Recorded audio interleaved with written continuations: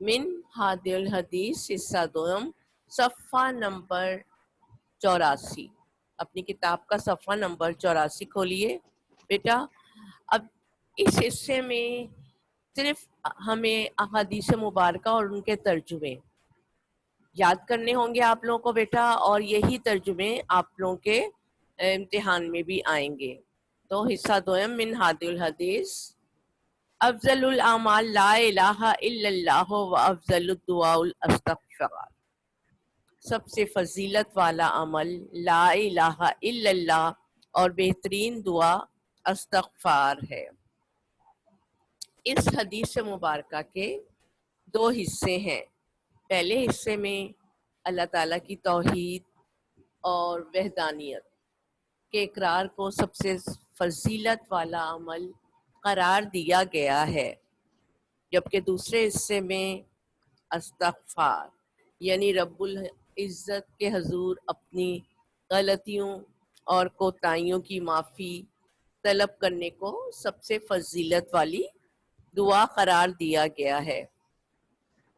اس حدیث میں جو بات بتائی گئی ہے اس کا سب سے اہم تذکرہ توحید ہے، جس کے معنی اللہ تعالیٰ کو ایک ماننے کے ہیں.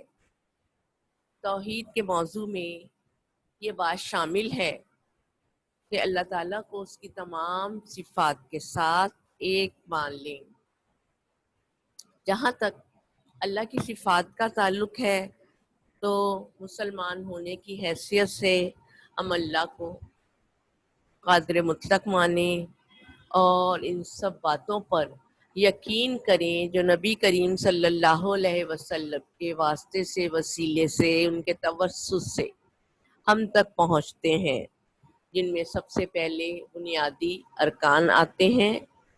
اب بنیادی ارکان کلمہ، نماز، روزہ، زکوٰۃ اور حج پر مشتمل ہے.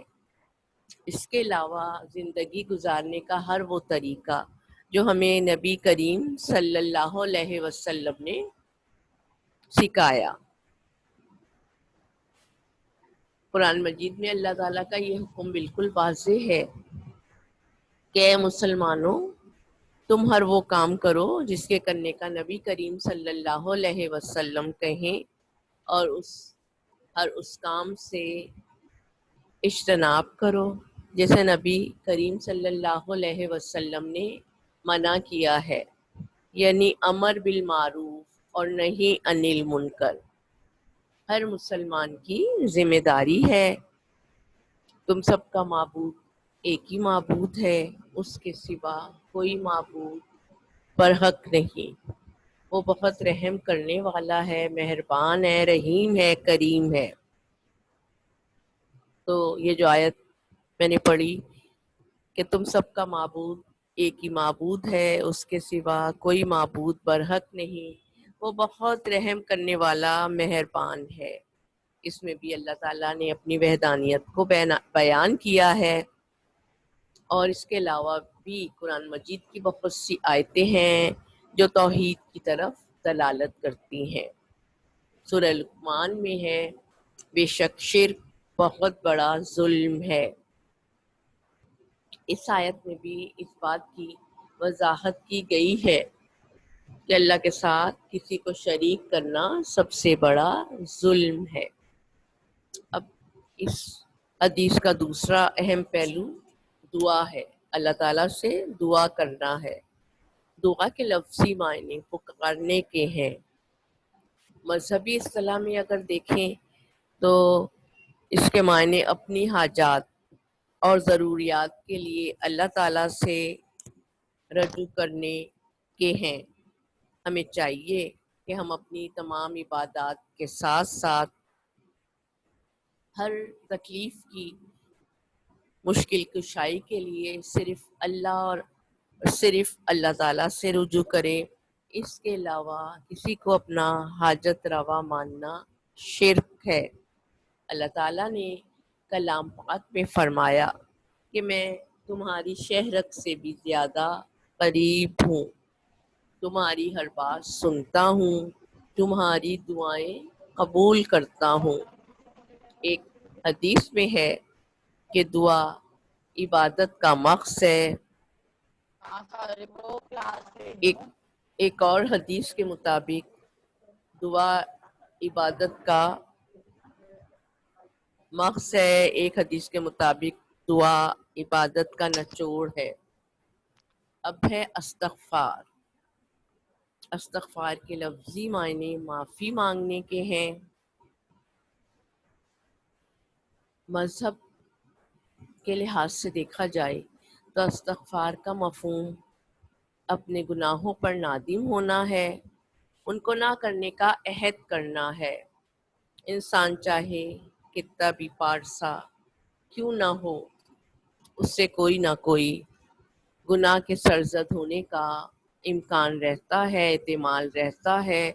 تو اللہ تعالیٰ نے اپنے بندوں کو جہنم کی آگ سے محفوظ رکھنے کے لیے توبہ کا دروازہ ہمیشہ کھلا رکھا ہے، بجز حالت نزاع کے، اور اللہ ہی اپنے بندوں کی توبہ قبول کرتا ہے۔ ترمذی کی ایک حدیث ہے کہ حالت نزاع سے پہلے تک اللہ تعالیٰ اپنے بندوں کی توبہ قبول کرتا ہے۔ ایک اور حدیث کے مطابق ہر بیماری کی دعا ہے اور گناہوں کی دعا استغفار ہے۔ اب ہم نے قرآنی آیات پڑھی اور احادیث سے بھی یہ بات ثابت ہوتی ہے کہ استغفار مومن کے لیے بہت بڑی نعمت ہے، اور اللہ تعالیٰ اپنے بندوں کو گناہوں سے معاف کرنے کے لیے اپنی رحمت کا دروازہ ہمیشہ کھلا رکھا ہے، بجز حالت نزاع کی، یعنی حالت نزاع سے پہلے تک بندہ جو بھی دعا مانگے گا اللہ تعالیٰ اس کی دعا قبول کرتا ہے۔ ایک حدیث کے مطابق ہر بیماری کا علاج دوا ہے، اور استغفار جو ہے گناہ کا علاج ہے اور دوا کا درجہ رکھتا ہے۔ یعنی مومن اگر گناہوں کے مرض میں مبتلا ہو جائے تو اس بیماری کو قابل علاج ٹھہرایا گیا ہے، نہ کہ مسلمان ہر قسم کی بیماری دکھ درد سے محفوظ رہ سکے۔ حضور اکرم صلی اللہ علیہ وسلم نے فرمایا، استغفار گناہوں کو کھا جاتی ہے جس طرح آگ لکڑی کو جلا کر راکھ کر دیتی ہے۔ حدیث نمبر 2، طلب العلم فریضۃ علی کل مسلم۔ علم کی طلب ہر مسلمان مرد اور عورت پر فرض ہے۔ انسانی فطرت کا بنیادی تقاضا یہ ہے کہ اسے اپنی ذات اور کائنات کے بارے میں ہر اچھی اور بری بات کا علم ہو۔ اس کے بغیر تو انسان نہ دنیا میں ترقی کر سکتا ہے اور نہ ہی اپنے خالق اور مالک کا قرب حاصل کر سکتا ہے۔ انسان کی اسی بنیادی ضرورت کو پیش نظر رکھتے ہوئے اس حدیث میں علم کا حاصل کرنا ہر مسلمان مرد اور عورت پر لازم قرار دیا گیا ہے، کیونکہ علم روشنی ہے اور جہالت تاریکی ہے۔ اس حدیث سے ہمیں یہ بات واضح ہوتی ہے کہ علم کا حاصل کرنا کسی خاص گروہ، طبقے یا گروہ کی اجارہ داری نہیں ہے، بلکہ ایک فطری تقاضا ہے۔ ہر ایک کو علم کی حصول کے لیے اس کی کوششوں میں لگے رہنا چاہیے۔ علم کی اشاعت کے سلسلے میں آپ صلی اللہ علیہ وسلم کی کوششوں کا اندازہ اس بات سے بھی لگایا جا سکتا ہے کہ جنگ بدر میں جو کافر قیدی فدیہ نہ دے سکے تو ان سے آپ صلی اللہ علیہ وسلم نے فرمایا کہ وہ 10 مسلمان بچوں کو لکھنا پڑھنا سکھا دیں تو انہیں آزاد کر دیا جائے گا۔ علم حاصل کرنے کے لیے عمر کی بھی کوئی قید نہیں ہے۔ آپ صلی اللہ علیہ وسلم نے فرمایا کہ ماں کی گود سے گور تک علم حاصل کرو۔ علم کے لیے ہمیں ہمیشہ جد و جہد کرتے رہنا چاہیے، کیونکہ علم سے ہی انسان اپنے خالق کو پہچانتا ہے، ہر اچھی اور بری بات کو جانتا ہے، سمجھتا ہے۔ جب انسان کو نیکی اور گناہ کے بارے میں علم ہوگا تو وہ برائی چھوڑ دے گا، کیونکہ اسے معلوم ہے کہ اس کا مقدر آگ اور پتھر ہوں گے۔ اس لیے علم انسان کو شعور دیتا ہے اور وہ خالق کی خوشی سے نیکی کرتا ہے تاکہ دونوں جہانوں میں سرخرو ہو سکے۔ اگرچہ ہر معاشرے نے، ہر مذہب نے علم پر بہت زیادہ زور دیا ہے۔ علم حاصل کرنے کے لیے ہمیشہ جد و جہد کرتے رہنا چاہیے۔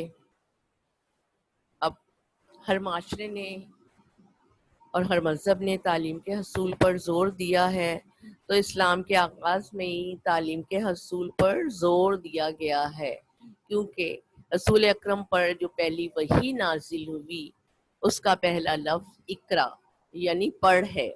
قرآن مجید میں ارشاد ہوتا ہے کہ میری نشانیوں کو اہل علم ہی پہچان سکتے ہیں۔ ایک اور جگہ ارشاد ہوتا ہے، کیا اہل علم اور جاہل برابر ہیں؟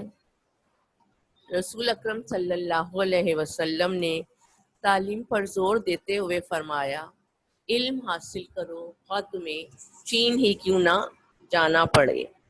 ایک اور جگہ ہادی برحق فرماتے ہیں، جب کوئی طالب علم حصول علم کے لیے گھر سے نکلتا ہے تب فرشتہ از راہ خوشنودی اس کے پاؤں کے نیچے اپنے پر بچھاتے ہیں۔ آپ دیکھیے کہ علم کا کتنا بڑا درجہ ہے۔ علم کے فوائد کیا ہیں؟ علم انسان کے ذہن کو جلا بخشتا ہے، اسے اچھے اور برے کی تمیز سکھاتا ہے، دنیا اور آخرت میں کامیابی کی راہ دکھاتا ہے۔ علم کے بغیر انسان ایک حیوان ہے۔ علم ہی ایک ایسی صفت ہے جو انسان کو دوسری مخلوقات سے ممتاز کرتی ہے۔